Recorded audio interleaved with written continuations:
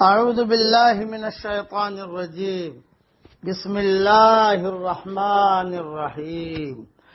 سورہ مجادلہ کی 2 آیتیں پڑھ رہا ہوں، آیت نمبر 6، آیت نمبر 7۔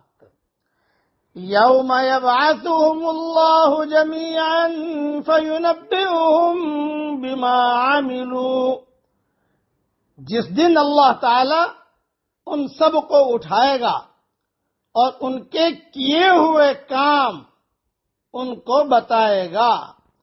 احصاہ اللہ ونسوہ، اللہ نے اس کو گن رکھا ہے اور وہ لوگ اس کو بھول گئے۔ واللہ علی کل شیء شہید، اور اللہ کے سامنے ہے ہر چیز۔ تھوڑی تشریح سن لیجئے، یہ ذہنوں میں پیدا ہونے والے اشکال کا جواب ہے کہ گناہوں کی اتنی کثرت اور اتنا تنوع، اتنے ہم نے گناہ کیے تو ان کا احصاء، ان کو یاد رکھنا بظاہر ناممکن ہے۔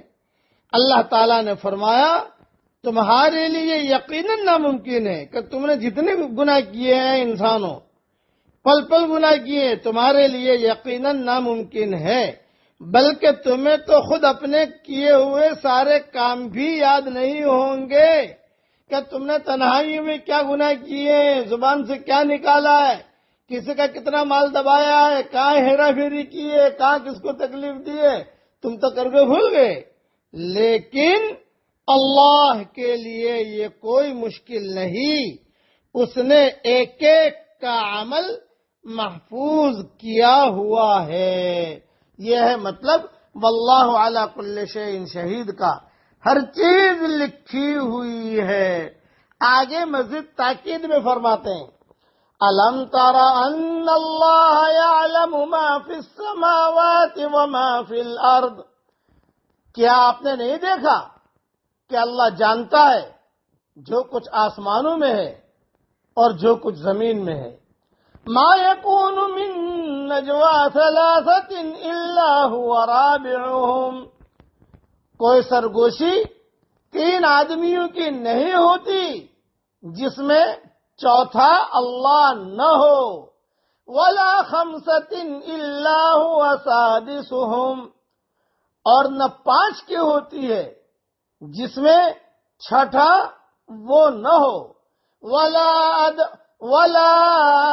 ادنى من ذلك ولا اکثر الا هو معهم اينما كانوا، اور نہ اس سے کم کی یا زیادہ کی مگر وہ ان کے ساتھ ہوتا ہے جہاں بھی وہ ہوں۔